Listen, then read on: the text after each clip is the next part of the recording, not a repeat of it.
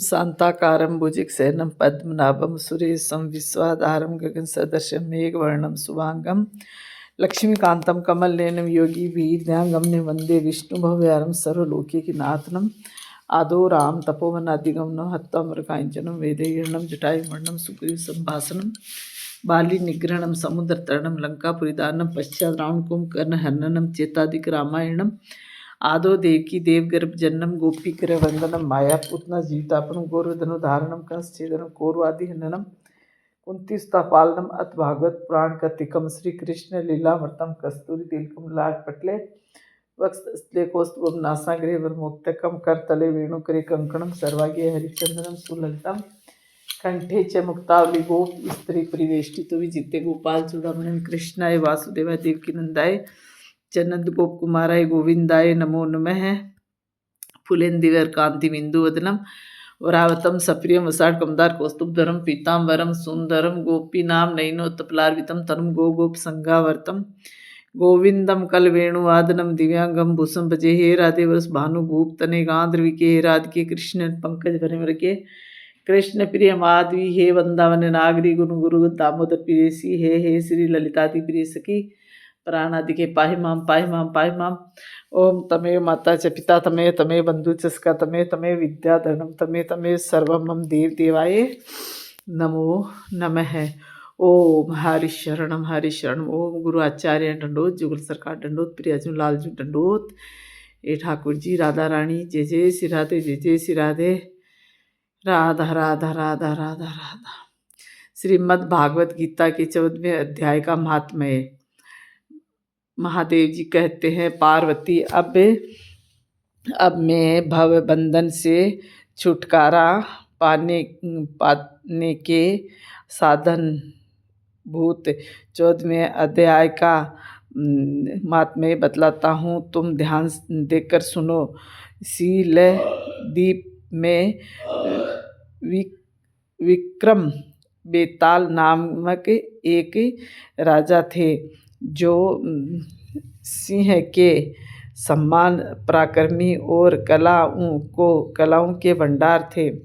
एक दिन वे शिकार खेलने के लिए उत्सुक होकर राजकुमारों सहित 2 कुतियों को साथ लिए वन में गए। वहां पहुंचने पर उन्होंने तीव्र गति से भागते हुए खरगोश के पीछे अपनी कुतिया दौड़ा दी।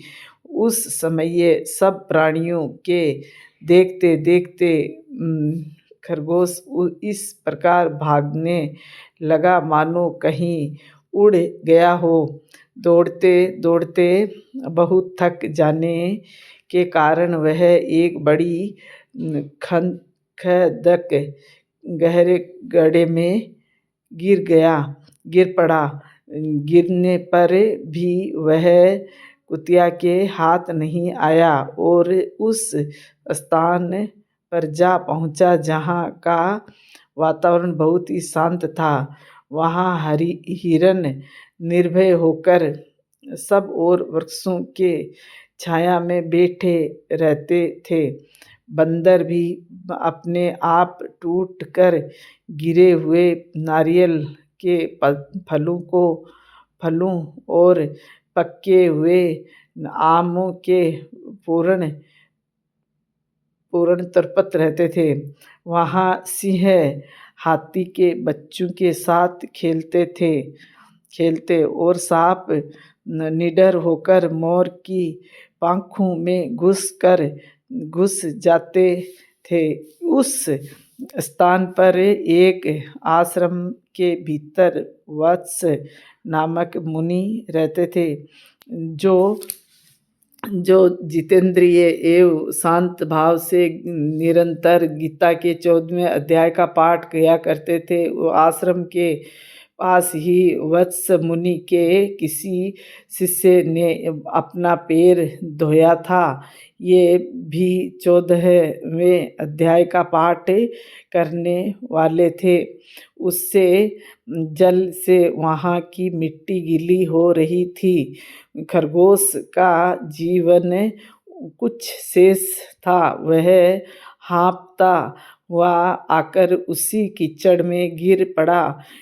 उसके स्पर्श मात्र से ही खरगोश दिव्य विमान पर बैठकर स्वर्गलोक को चला गया। फिर कुतिया भी उस का पीछा करती हुई आई। वहाँ उसके शरीर में भी कुछ कीचड़ के छिट्टे लग गए। फिर भूख प्यास की पीड़ा से रहित हो कुतिया का रूप त्याग कर उसने दिव्यांगना का रमणीय रूप धारण कर लिया तथा गंधर्वों से सुशोभित दिव्य विमान पर आरूढ़ हो वह भी स्वर्गलोक को चली गई। यह देख मुनि के मेधावी शिष्य स्कंद्र हंसने लगे। उन दोनों के पूर्वजन्म के वैर का कारण सोचकर उन्हें बड़ा विस्मय हुआ था। उस समय राजा के नेत्र भी आश्चर्य से चकित हो उठे।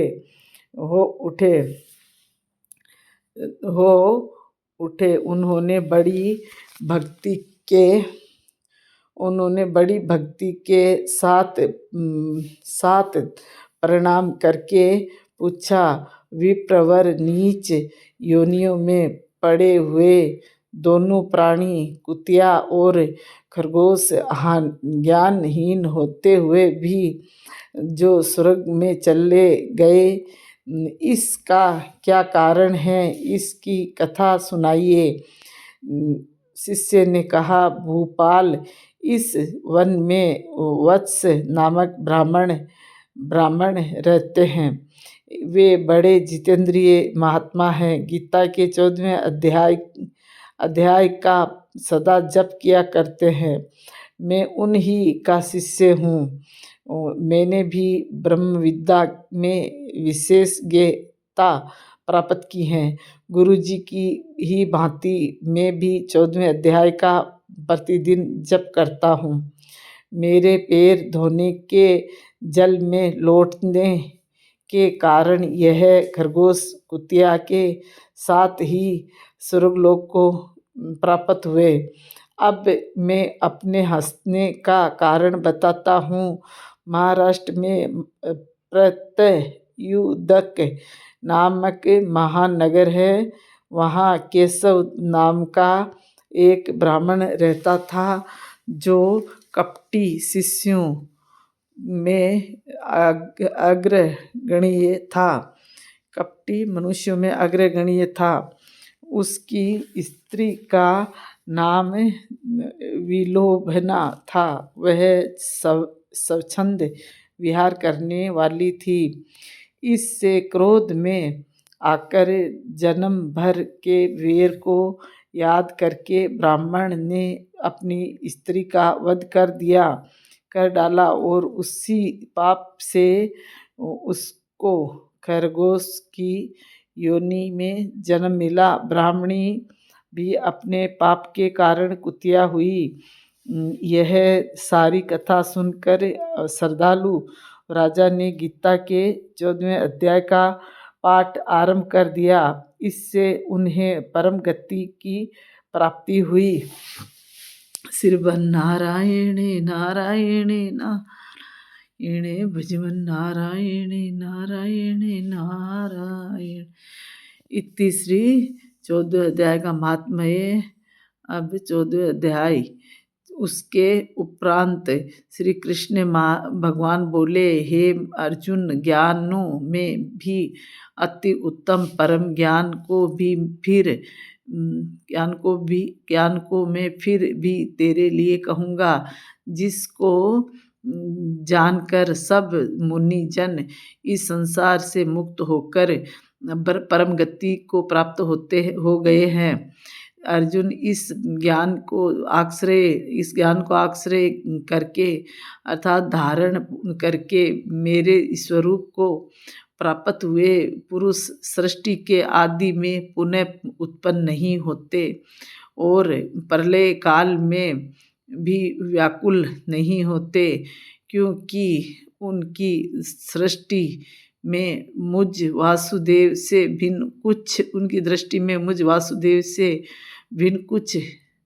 भिन्न कोई वस्तु है ही नहीं।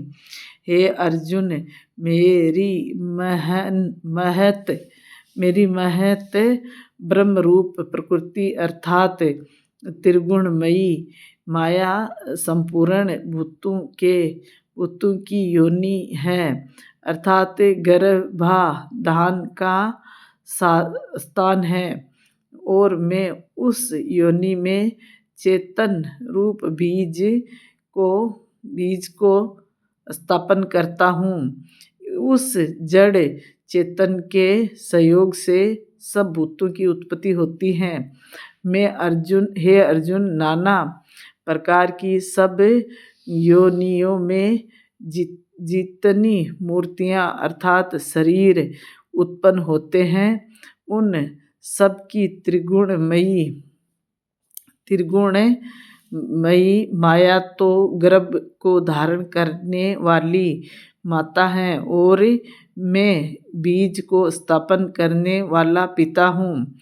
हे अर्जुन, सत्व गुण, रजोगुण और तमोगुण ऐसे यह प्रकृति से उत्पन्न हुए तीनों गुण इस अविनाशी जीवात्मा को शरीर में बांधते हैं। हे निष्पाप, उन तीनों गुणों में प्रकाश करने वाला निर्विकार सत्वगुण तो निर्मल होने के कारण सुख की आसक्ति से और ज्ञान की आसक्ति से अर्थात ज्ञान के अभिमान से बंधता है। हे अर्जुन, राग रूप रजोगुण को कामना और आसक्ति से उत्पन्न हुआ जान, वह इस जीवात्मा को कर्मों की और उनके फल की आसक्ति से बांधता है।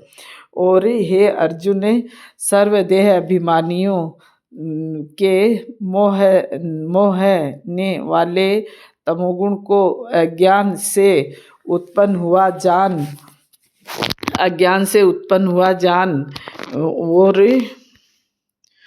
जान वह इस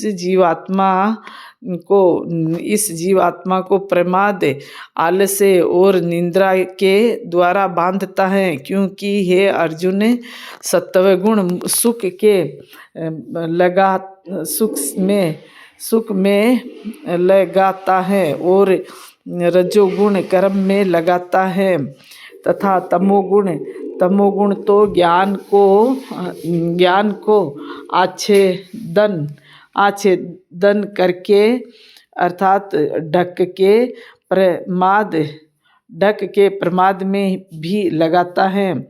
और हे अर्जुन, रजोगुण और तमोगुण को दबाकर सत्वगुण होता है, अर्थात बढ़ता है, तथा रजोगुण और सतोगुण को दबाकर तमोगुण बढ़ता है। वैसे ही तमोगुण और रजोगुण को दबाकर सतोगुण को दबाकर रजोगुण बढ़ता है।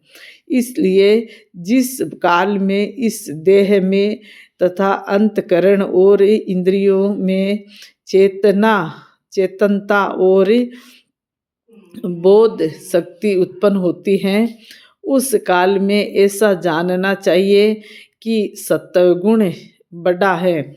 और हे अर्जुन, रजोगुण के बढ़ने पर लोभ और प्रवृत्ति अर्थात सांसारिक चेष्टा तथा सब प्रकार के कर्मों का स्वार्थ बुद्धि से आरंभ एवं अशांति अर्थात मन की चंचलता और विषय भोगों की लालसा, यह सब उत्पन्न होते हैं।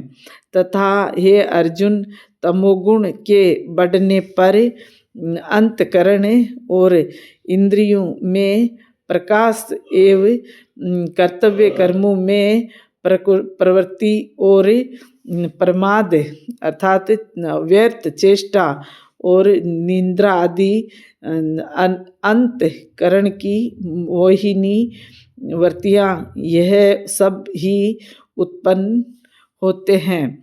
हे अर्जुन जब यह जीवात्मा सत्वगुण की वृद्धि में मृत्यु को प्राप्त होता है तब तो उत्तम कर्म करने वालों के मल रहित अर्थात दिव्य स्वर्ग आदि लोकों को प्राप्त होता है। और रजोगुण के बढ़ने पर अर्थात जिस काल में रजोगुण बढ़ता है उस काल में मृत्यु को प्राप्त होकर कर्मों की आसक्ति वाले मनुष्यों में उत्पन्न होता है। अर्थात तमोगुण के बढ़ने पर मरा हुआ पुरुष कीट पशु आदि मूढ़ योनियों में उत्पन्न होता है, क्योंकि शांतिवक कर्म का तो शांतिवक अर्थात सुख ज्ञान और वैराग्य आदि निर्मल फल कहा है, और राजस कर्म का फल दुख एवं तामस कर्म का फल अज्ञान कहा है। सत्व गुण से ज्ञान उत्पन्न होता है और रजोगुण से निस्संदेह लोभ उत्पन्न होता है तथा तमोगुण से प्रमाद और मोह उत्पन्न होते हैं और अज्ञान भी होता है। इसलिए सत्वगुण में स्थित हुए पुरुष स्वर्ग आदि उच्च लोकों को प्राप्त होता जाता है और रजोगुण में स्थित राजस पुरुष मध्यम अर्थात मनुष्य लोक में ही रहते हैं। एवं तमोगुण में के कार्य रूप निंद्रा प्रमाद और आलस्य आदि में स्थित हुए तामस पुरुष अधोगति को अर्थात कीट पशु आदि नीच योनियों को प्राप्त होते हैं। हे अर्जुन, जिस काल में दृष्टा अर्थात समदृष्टि चेतन में एक ही भाव से स्थित हुआ साक्षी पुरुष तीनों गुणों के सिवाय अन्य किसी को करता नहीं देखता है, अर्थात गुण ही गुणों में वर्तते हैं ऐसा देखता है और तीनों गुणों से अति परे सच्चिदानंद घन परम सच्चिदानंद घन स्वरूप मुझ परमात्मा को तत्व से जानता है। उस काल में वह पुरुष मेरे स्वरूप को प्राप्त होता है तथा वह यह पुरुष इन स्थूल शरीर की उत्पत्ति के कारण तीनों गुणों को उल्लंघन करके जन्म मृत्यु वृद्ध अवस्था और सब प्रकार के दुखों से मुक्त हुआ परमानंद को प्राप्त होता है। इस प्रकार भगवान के रहस्य युक्त वचनों को सुनकर अर्जुन ने पूछा कि हे पुरुषोत्तम, इन तीनों गुणों से अतीत हुआ पुरुष किन किन लक्षणों से युक्त होता है और किस प्रकार के आचरणों वाला होता है तथा हे प्रभु, मनुष्य किस उपाय से इन तीनों गुणों से अतीत होता है। इस प्रकार अर्जुन के पूछने पर श्री कृष्ण भगवान बोले, हे अर्जुन, जो पुरुष सत्वगुण के कार्य रूप प्रकाश को और रजोगुण के कार्य रूप प्रकृति को तथा तमोगुण के कार्य रूप मोह को भी न तो प्रवृत्त होने पर बुरा समझता है और न निवृत्त होने पर उनकी आकांक्षा करता है, तथा जो साक्षी के सदृश स्थित हुआ गुणों के द्वारा विचलित नहीं किया जा सकता तथा और गुण ही गुणों में वर्तते हैं, ऐसा समझता हुआ जो सच्चिदानंद घन परमात्मा में एक ही भाव से स्थित रहता है एवं उस स्थिति से चलायमान नहीं होता, जो निरंतर आत्म भाव में स्थित हुआ दुख सुख को सम्मान समझने वाला है, तथा मिट्टी पत्थर और स्वर्ण में सम्मान भाव और धैर्यवान है, तथा जो प्रिय और अप्रिय को बराबर समझता है और अपनी निंदा स्तुति में भी सम्मान भाव वाला है, तथा जो मान और अपमान में सम है एवं मित्र और वेरी के पक्ष में भी सम है, वह संपूर्ण आरंभ में कर्तापन के अभिमान से रहित हुआ पुरुष गुणातीत कहा जाता है, और जो पुरुष अव्यभिचारी भक्ति रूप योग के द्वारा मेरे को निरंतर भजता है, वह इन तीनों गुणों को अच्छी प्रकार उल्लंघन करके सच्चिदानंद घन ब्रह्म में एक ही भाव होने के लिए योग्य होता है। हे अर्जुन, उस अविनाशी पर ब्रह्म का और अमृत का तथा नित्य धर्म का और अखंड एक रस आनंद का मैं ही आश्रय हूँ, अर्थात उपयुक्त ब्रह्म अमृत अव्यय और शाश्वत धर्म तथा एकांतिक सुख, यह सब मेरे ही नाम है, इसलिए इनका मैं परम आश्रय हूँ। बोलो श्री कृष्णचंद्र भगवान की जय। इति श्रीमद् भागवत गीता रूपी उपनिषद एवं ब्रह्म विद्या तथा योग शास्त्र विषय की श्री कृष्ण और अर्जुन के संवाद में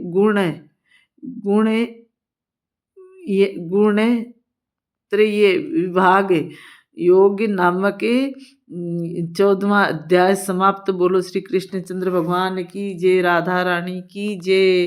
गुरु आचार्य डंडोत, जुगल सरकार डंडोत, प्रियाजू लालजू डंडोत ठाकुर जी। जय जय श्री राधे, जय जय श्री राधे, जय जय श्री राधे श्याम।